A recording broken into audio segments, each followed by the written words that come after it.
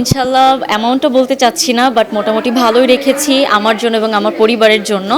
Budget একটু বেশি করতে হয়েছে, কারণ গত বছরের জিনিসপত্রের এত দাম ছিল না, বাট এখন একটু সব কিছু মিলিয়ে হচ্ছে গিয়ে দামটা বেড়ে গিয়েছে, যে কারণে একটু বেশি রাখতে হয়েছে। না, একটু কষ্ট হয়ে যাচ্ছে এই আর কি, বাট চলছে, ম্যানেজ করে নিচ্ছি ওইভাবে। হিমশিম তো খেতেই হয়, এটা তো জানা কথা, কারণ আমাদের যেটা ইনকাম সোর্স সেটার মধ্যেই হচ্ছে আমাদের থাকতে হয়। তো এটা যদি আমরা চাই যে না একটু এক্সপেন্সিভ কিছু নিব, তখন চাইলেও পারি না। আসলে নিজের থেকে আমরা পরিবারকে দিতে বেশি পছন্দ করি আমি, কারণ আমি অনেক ক্ষেত্রে অনেক ঈদে দেখা যায় যে আমি কিছু নেই না, বাট পরিবারের জন্য নেই। তো ভালো লাগে, এই জিনিসটা খুব ভালো লাগে।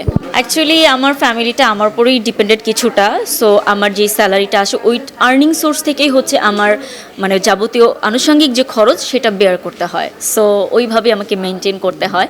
তো আমি তো কি বলবো, বাজেটের উপর ওরকম কিছু হয় না, দেখা যায় ফ্যামিলির জন্য যেটা প্রয়োজন সেটা তো কিনতেই হবে।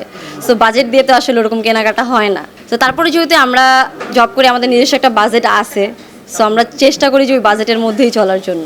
এবার কি সে বাজেটে আপনার কি কাভার আপ হবে কি মনে হয়? অবশ্যই না, যেহেতু দিন যাচ্ছে সব কিছুরই দাম বাড়ছে, সো বাজেটও বাড়াতে হবে। সো এই বছর তুলনামূলক একটু বেশি বাজেট। আমার ফ্যামিলিতে তো অবশ্যই আমি একজন আর্নিং সোর্স না, সো আমার ফ্যামিলিতে আরও মেম্বার্স আছেন। সো আমি যেহেতু ম্যারিড, সো সেক্ষেত্রে দেখা যায় আমার হাজব্যান্ডও আছেন। সো সব কিছু মিলাই আমরা ওই বাজেটটাই, শুধু আমারটাই হিসাব করলে তো সেদিক থেকে যদি আপনি বলেন সেদিক থেকে তো অবশ্যই বেশি বাজেট তো বেশিই থাকে, বিকজ আমারটা দিয়ে তো আমি অনেক বেশি যেতে পারি।